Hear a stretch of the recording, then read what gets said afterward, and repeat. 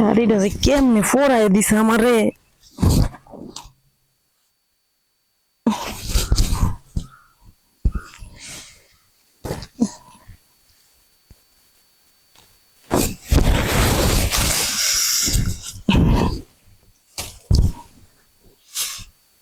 আর ভালো লাগে না।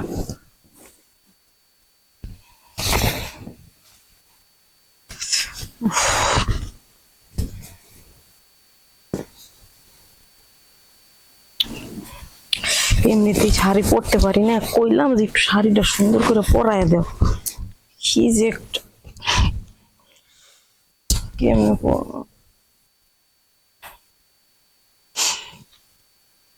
আরে ওই ভাবি, হ্যাঁ, বুঝলাম না তুমি এখানে কি করো? এই শাড়ি খোলামেলা করতেছো কি হয়েছে? আরে আইসো তুমি? আমি তো আইতেছি, কি আমি শাড়ি তুমি খোলামেলা কই যাও হঠাৎ করে এই জায়গায় কে?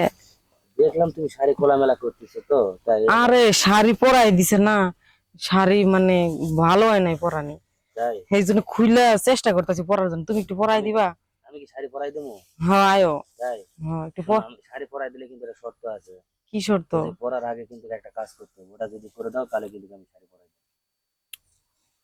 ইসির একটা কথা কইলা। না না দিলে আমি করে দেবো না, তোমার কারো ভাই বাসায় যাওয়া লাগবে। আচ্ছা তুমি কিন্তু কেউ কইও না। আমি কমু না লাও। আচ্ছা আয়ো। আসো।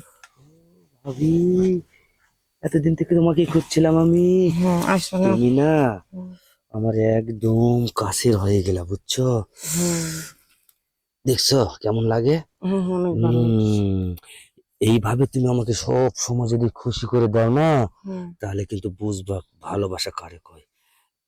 চলো চলো চলো, আমি শাড়ি পরে দিব না, চলো চলো চলো তাহলে। চলো। ওখানে খারাপ, ওখানে খারাপ।